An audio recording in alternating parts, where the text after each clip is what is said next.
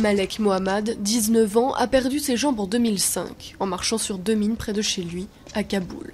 Ému par son histoire, un employé d'une agence humanitaire américaine l'emmène se faire soigner aux États-Unis. Pendant 2 ans, il apprend à marcher sur ses jambes artificielles, mais aussi à courir, nager et même surfer. Son rêve aujourd'hui, se qualifier pour les épreuves de natation des Jeux paralympiques de Londres cette année. Et peut-être décrocher la première médaille de l'Afghanistan dans cette compétition. Si je deviens champion du monde à Londres, mon peuple me verra comme un héros afghan. Ce serait formidable, je prie pour ça. La famille de Malek est pauvre, ils vivent sans eau courante et manquent d'argent pour survivre. Même si l'athlète peut se rendre gratuitement à 2 des meilleures piscines de Kaboul, l'essence coûte cher. Impossible de s'entraîner aussi souvent qu'il le voudrait.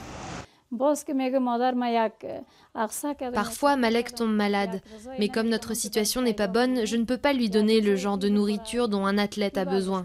Souvent, ma situation me désespère. Je prie et demande à Dieu, « Tu m'as donné ce fils, s'il te plaît, nourris-le, s'il te plaît, aide-le. » Malek se prépare seul, sans entraîneur, mais son entourage est plein d'espoir. Malek est déjà un héros. Et s'il réussit cette année à remporter une médaille aux Jeux paralympiques de Londres, il sera un héros encore plus grand, qui apportera beaucoup d'espoir à tous les Afghans handicapés.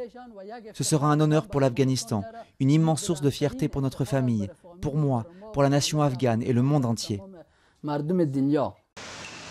L'Afghanistan est l'un des pays les plus minés au monde. L'an dernier, près de 400 personnes ont été tuées ou blessées par des mines. Parmi les dizaines de milliers d'amputés du pays, Malek est décidé à montrer au monde qu'il n'est pas juste un handicapé, mais aussi un champion.